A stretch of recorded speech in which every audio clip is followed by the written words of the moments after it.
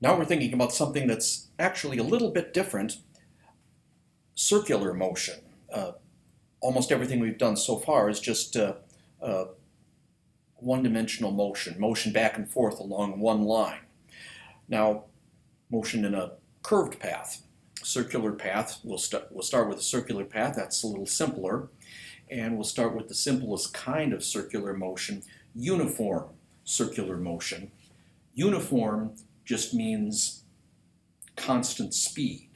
The object is moving with a constant speed, but there's still acceleration, even though the speed is not changing. The speed isn't changing, but the direction of velocity is changing. Velocity is changing because the direction of velocity is changing. And any kind of change in velocity means there's acceleration caused by a net force. We can see it here. At any moment, the velocity points along a straight line that's tangent to the circular path. So when the moving object is here, it's moving clockwise. When the object is here, the straight tangent line goes like this, and so the velocity at that moment points that way. And then a little bit later, the velocity points in this direction, and I try to draw those arrows the same length to indicate that the speed is the same. That part of the velocity is not changing, but direction of velocity changes.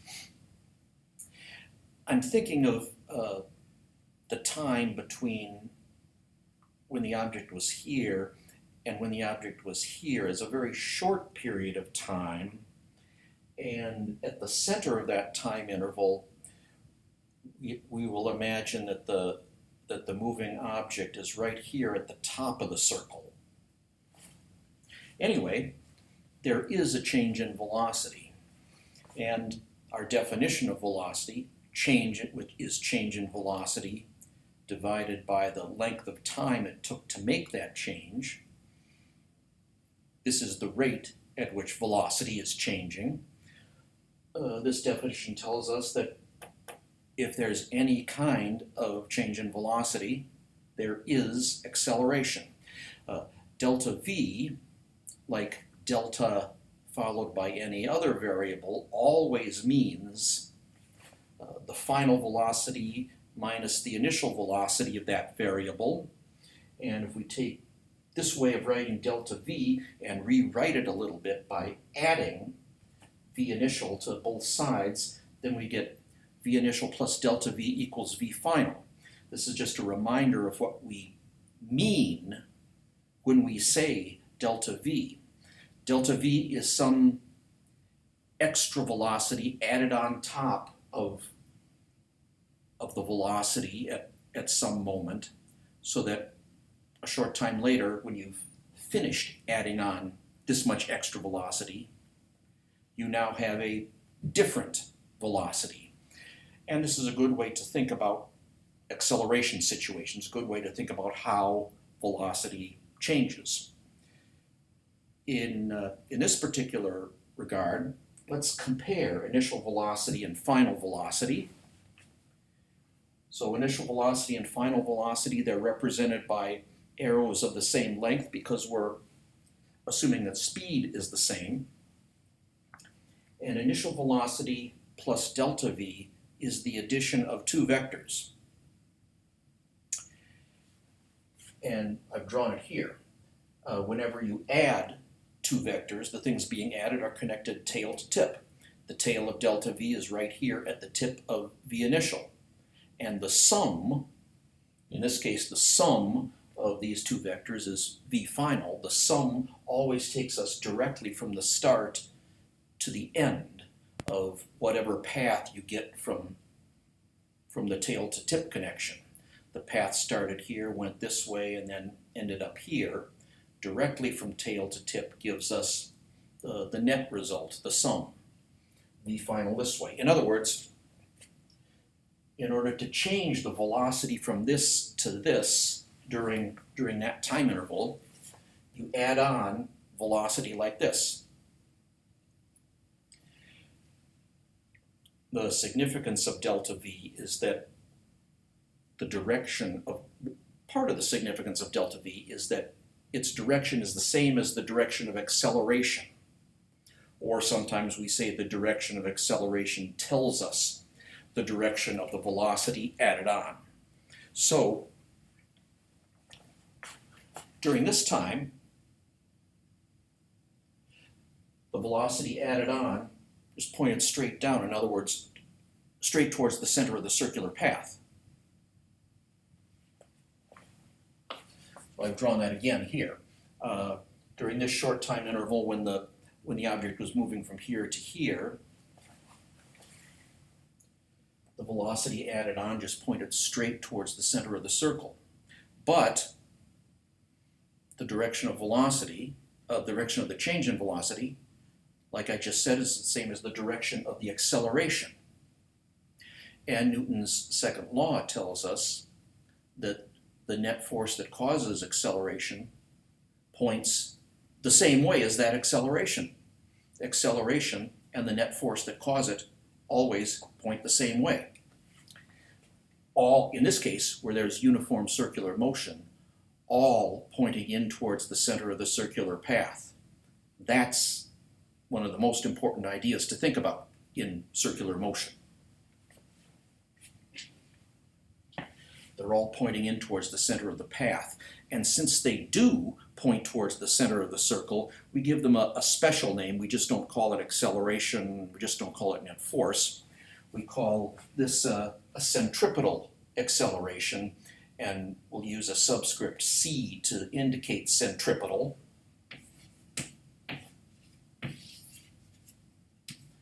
And we call this net force pointing in towards the center of the circle, not surprisingly, centripetal force.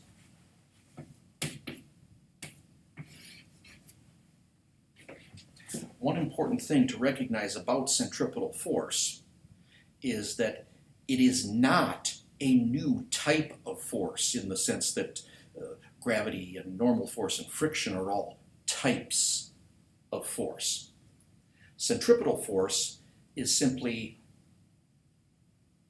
one or more of the forces that we already know about acting in a specific, special kind of way, acting so as to cause circular motion. For example,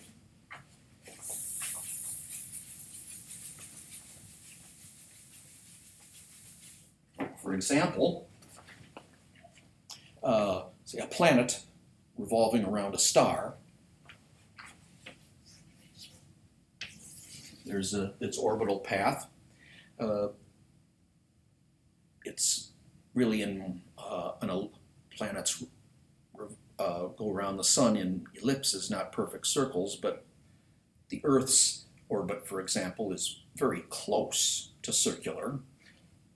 So what is it that's causing this planet to move in circular motion?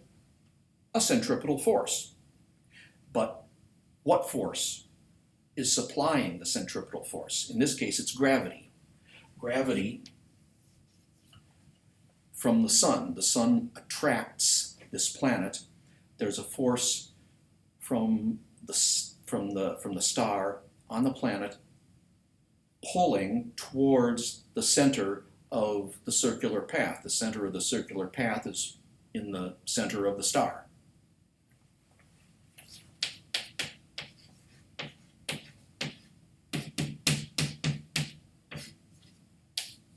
The gravitational force in this case supplies the centripetal force, which is the net force pointing in towards the center.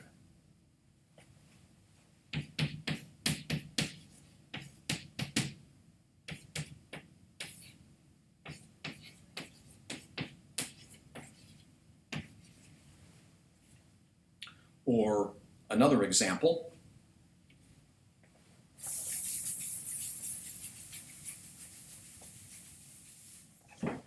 let's say you're driving down the street and you make a right turn. So your path looks something like this. Driving straight for a while, and then you drive along a curb which is pretty close to circular, and then and then you straighten out again.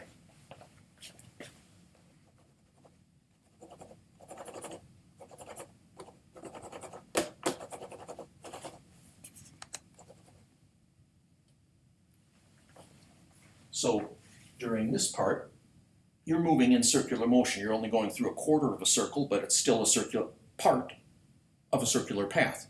So there is a centripetal force on you pointing in towards the center of the circular path. And again, what force is supplying that centripetal force? In this case, it's static friction. Static friction from the road on the tires. Because imagine if the road were really, really icy and there wasn't a whole lot of friction, what would happen? The car would slide. The car would slide away from this circular path. So what's the force that prevents sliding?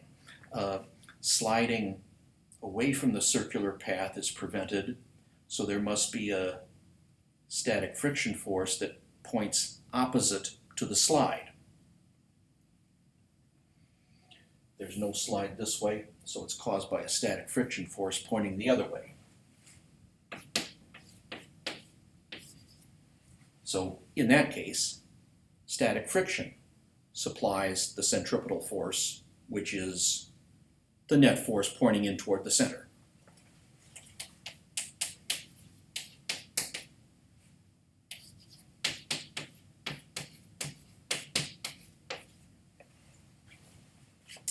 One more example. Say I'm just letting this plug go in a circle. What is it that's making it go in a circle? Centripetal force. Where does that centripetal force come from? In this case, the centripetal force that is always pulling the plug into a circular path is a combination of two forces. The tension in the cord and then the weight of this plug. That's easiest to see when the plug is at the bottom of its circular path.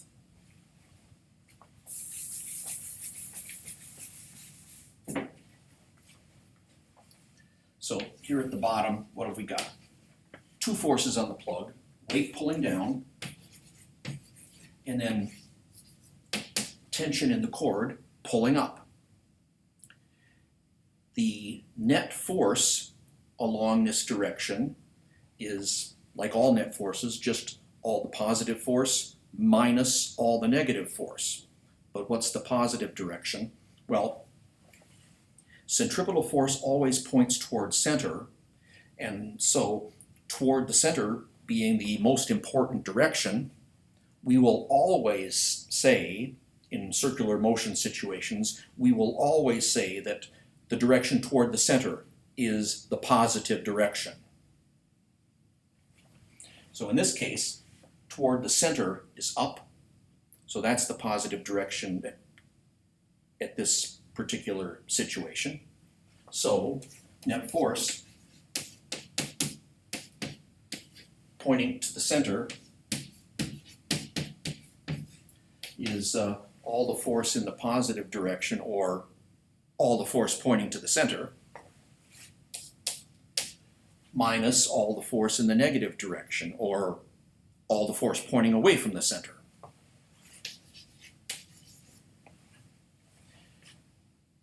And the plug is moving in a circular path, so we know that there is centripetal force, so we know that the net force toward the center is not zero.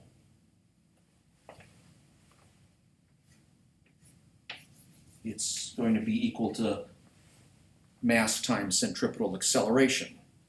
Being a net force, it's going to be equal to the mass times the acceleration caused by that net force. And since it's circular motion, that acceleration is centripetal acceleration.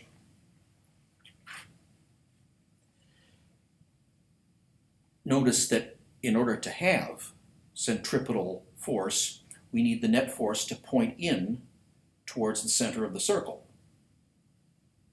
Centripetal force is the net force pointing in toward the center of the circle. So the combination of these two forces, tension minus mg, has to point in towards the center of the circle. Otherwise, we don't have centripetal force. So the pointing in towards the center of the circle is what we're calling the positive direction. So the net force has to be positive.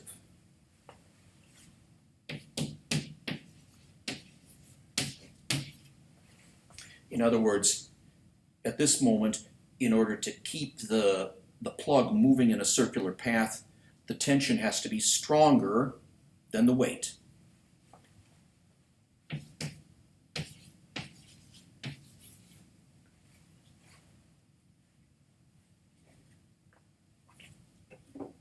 And we'll see many other examples of this where the centripetal force is not coming from one force, but it's coming from a combination of two or more forces.